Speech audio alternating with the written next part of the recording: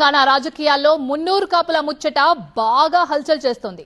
రాజ్యాధికారం దిశగా అడుగులు పడుతున్నాయి అనే ప్రచారం విస్తృత స్థాయిలో జరుగుతుంది. అది సరే, ఇంతకీ మున్నూరు కాపుల బలమెంత, బలగమెంత? అయితే మున్నూరు కాపులు వాళ్ళ హిస్టరీ ఏంటి? ఇప్పుడు ఇది కూడా చర్చనీయాంశంగా మారింది.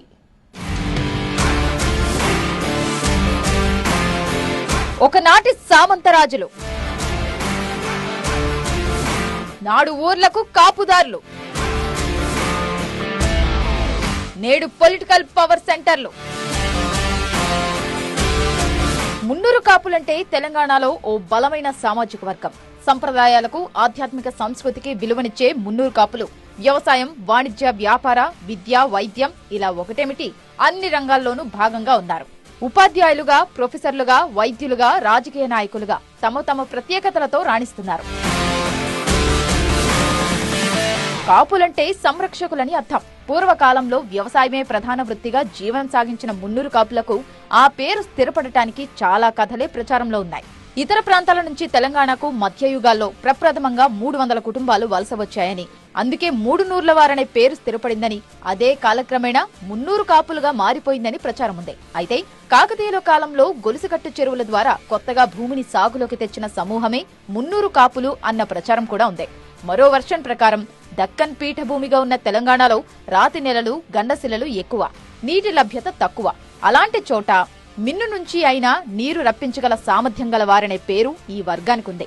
అందుకే మిన్నూరు మీదుగా వీరి పేరు మున్నూరు కాపుగా మారిందనే కథ కూడా ప్రచారంలో ఉంది.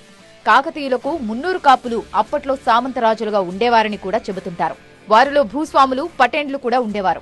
ఇప్పటికీ కనిపిస్తుంటారు. కాలక్రమేణా మున్నూరు కాపులు వెనుకబడిన వర్గాల్లో కలిసిపోయారు. అయితే ఇంతటి చరిత్ర ఉన్న మున్నూరు కాపుల సంఖ్యాబలంపై ఇటీవల కాలంలో వివాదం చెలరేగుతోంది. గత బీఆర్ఎస్ ప్రభుత్వం 2014లో చేపట్టిన సమగ్ర కుటుంబ సర్వేలో 28 లక్షల మంది మున్నూరు కాపులున్నారని లెక్కలు తేల్చారు. అయితే ప్రస్తుతం నిర్వహించిన కులగణన సర్వేలో వారి సంఖ్యను 19 లక్షలని, 14 లక్షలని భిన్నంగా లెక్కలు చూపడం పట్ల ఆ వర్గం భగ్గుమంటోంది.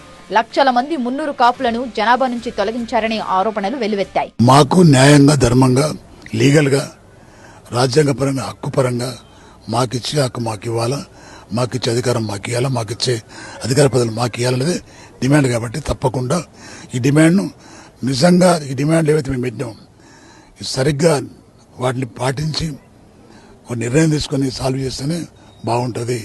లేకపోతే టోటల్ పాపులేషన్ ఎంతైతే ఉందో ప్రతి ఇంటికి ఒక్కరన్నా కనీసం హైదరాబాద్ లెవెల్లో ఒక 15-16 lakhs మహా జనసభ పెట్టాలనుకుంటున్నాం మేము ఒక కాపులది. వాళ్ళ డిమాండ్ వాళ్ళు సాల్వ్ చేయకపోతే సెకండ్ ఆప్షన్ అదే ఉంటుంది. కాబట్టి తప్పకుండా చేసి చూస్తాం మేము. ఆవేదన, బాధ కంటే ఎక్కువ అవమానం.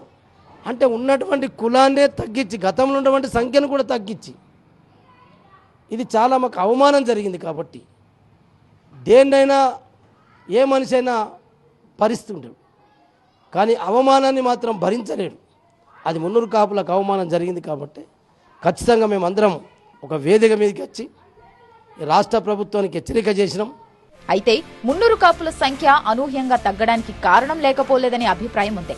స్వాతంత్ర్యం వచ్చిన మొదట్లో మున్నూరు కాపులు ఓసీ జాబితాలో ఉండేవారు. అందుకే వారి పేర్ల చివర చాలా మందికి ఇప్పటికీ రెడ్డి అనే కనిపిస్తుంది.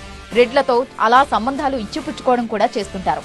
కాలక్రమేణా మున్నూరు కాపులు బీసీలలో కలిసి పేర్ల చివర చేరిన రెడ్లు మాత్రం అలాగే ఉండిపోయాయి. అయితే ఇటీవల సర్వేకు వెళ్లిన అధికారులు రెడ్డి పేరున్న మున్నూరు కాపులను ఓసీలుగా లెక్కేసినట్టు తెలిసిందే.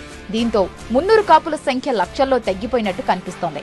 ఇప్పుడు ఈ తగ్గిన సంఖ్య మీదే ఆందోళన వ్యక్తం చేస్తున్నారు మున్నూరు కాపులు. తప్పులు సరిదిద్దితే భారీ స్థాయిలో మున్నూరు కాపుల సంఖ్య పెరిగే అవకాశం ఉంది. సో ఏ రకంగా చూసినా కింగ్ మేకర్లు కాదు, కింగ్ గా అవతరించే అవకాశం మున్నూరు కాపులకు లేకపోలేదు. మరి ఆ దిశగా పడుతున్న అడుగులు లక్ష్యాన్ని చేరతాయా లేదా అన్నదే సస్పెన్స్.